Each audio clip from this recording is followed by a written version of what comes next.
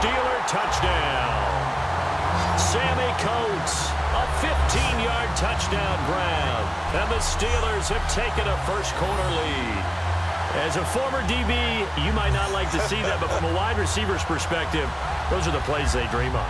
Correct on both counts, all right? Because once he took off, I mean, let's face it, that should have been done in Big Sky Country. Aren't any speed limits out there?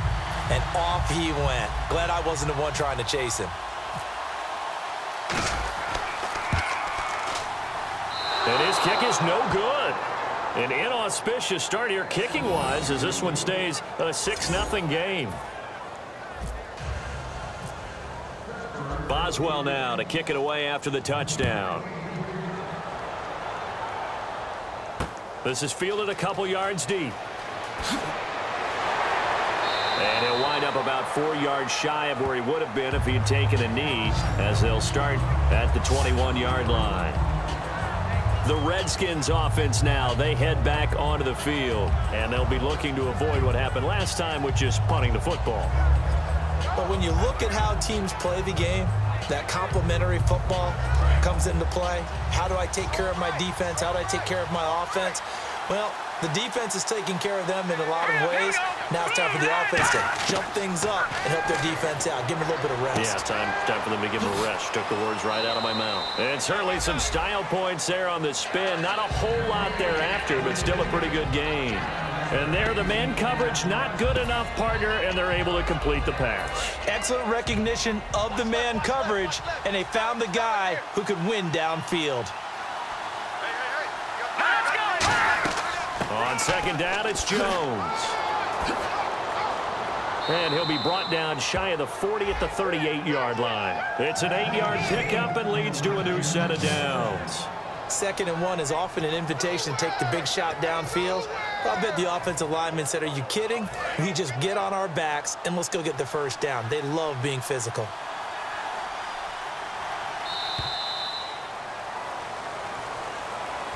Back live, Charles Davis to my right. I'm Brandon Gaudin. It's Redskin football to begin quarter number 2, and they've got it here with a first down.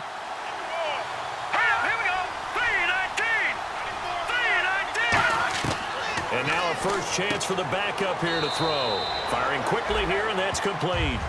That one good for 10 yards. And that'll make it 2nd and a foot or so.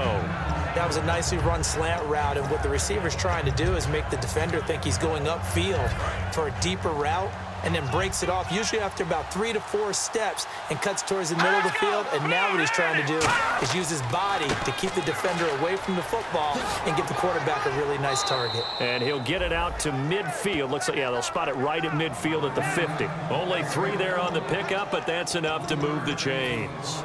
2nd and inches is oftentimes an invitation for an offense coordinator to take a big shot downfield because he feels like he can come back on 3rd down and pick up the first down.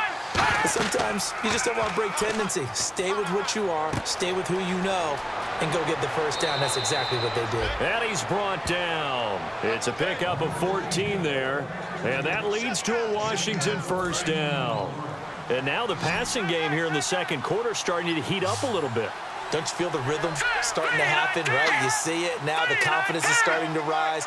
I think now as a play caller, because that has happened, you lean on it a little bit more. You don't go totally away from running the football, but you do say, guess what? We can throw it. We can throw it well with a whole lot of confidence.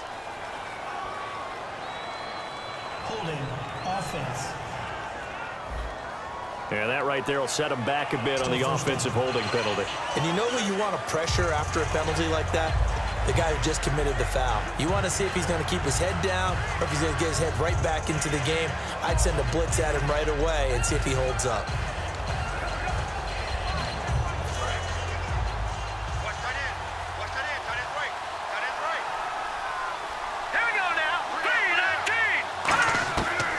They'll run it now out of the gun. And he's going to fight his way forward here for a modest gain.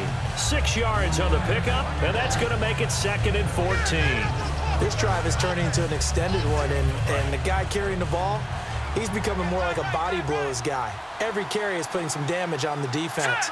So after a while, I'm not too sure how many guys are going to want to run up and tackle him. They stay on the ground. This is Marshall again. And able to push his way forward here for a good little gain. Give him 6 on the play. And just like that, it's 3rd down. 7th play of the drive forthcoming on 3rd and 8. And once again, leverage wins. The offensive line, lower than the defensive front. They moved them and found some good space for the guy carrying the ball. Tolzien. Thrown across his body, and it's intercepted. A great read, and it's picked off. And he'll be stopped shy of the 15 at the 14-yard line on the return. Pass, offense.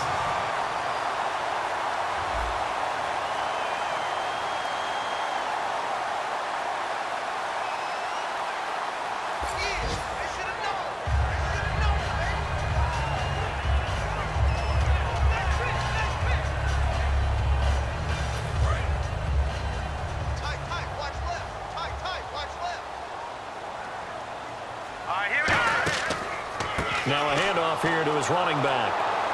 And he'll lose yardage here. Back at the 11, he goes down. A loss of a full 3 yards, and now it's 2nd down. 2nd down, offense behind the sticks here. 2nd and 13. Well, on that play, the expression, don't blink, you might miss something, certainly applied. That was fast. Defense diagnosed the play, and it was over in a heartbeat. Oh, he dropped it. They were looking for him in the middle 3rd. He couldn't catch it. Now 3rd down. So incomplete on 2nd down. Now they'll look to convert here on 3rd. Timing's crucial in any route thrown, but when you throw an out, so many things are going through the mind of the receiver. Catching the ball, timing it up with the quarterback. Are my feet going to get down inbounds? On that play, all those things going through his head might have caused him to drop it. Here's Will Monday now as he's on to punt for the first time tonight. So many offense want to include their running backs into their passing offense and be able to swing the ball out or check it down to them. But sometimes those guys are just not as comfortable catching the ball as they are running it. 1:58 to go in this first half of play. Back to Heinz Field after this. Coming up at halftime in a little less than 2 minutes, we'll send you to Orlando where Larry Ridley is standing by. He'll have highlights and analysis of this first half. False start, offense.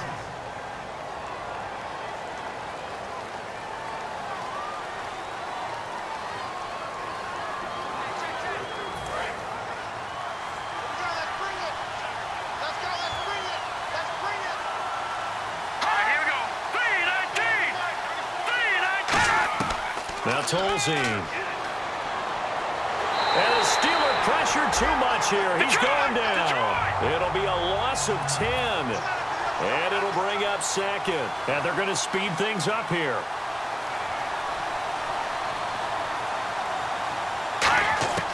Now a shotgun snap as they'll look to throw. Finding time. Still back there. And seeing nowhere to throw, he chucks this one away from harm. Incomplete. Now it's 3rd down. It's a tried and true formula, and I don't think it'll change for as long as we play football. If someone's trying to throw the ball and you can put pressure on them and make it tough, that's only going to help your defense. Yeah, he's since being hurried. He got rid of it before taking the hit, but incomplete. No gain on the play there. A nice job defensively, and it likely forces a punt situation on 4th. Here's Tressway now as the drive goes backwards, so he's on to punt it away. I have to admit to a little surprise here. A net down in distance, I would have thought they were going to throw the football. Instead, they decided to run it, but give credit to the defense. They weren't fooled at all and held them to no gain. Oh, he takes it in, doesn't let it bounce. He takes it at the 2. We'll call that a punt of 54 yards. Well struck. And the Steelers are going to take over 1st and 10 deep in their own territory. And Pittsburgh getting set to take the field. And we'll see how this is played. Offensively, they've got the lead. Not a whole lot of time left. What do you think, Charles? Well, it's tempting to try and add to your lead. Now whistles come in. We're going to get a timeout here by the offense. It's just their first, so they'll have 2 remaining here before we get to halftime.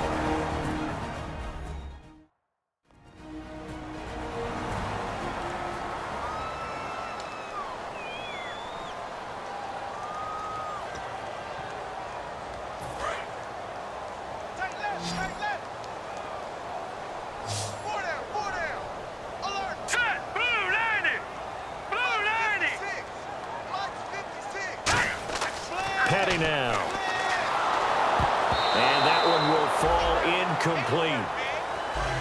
Clock here now just under 30 seconds to go in this first half. There's so much precision in an offense, especially when you're throwing the ball.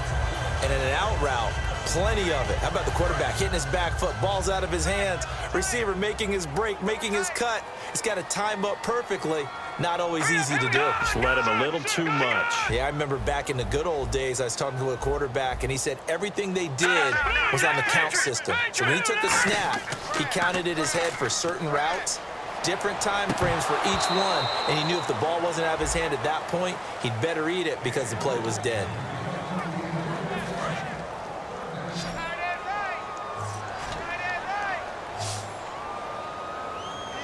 So here we go now. An extra defensive back in there on 3rd and 10.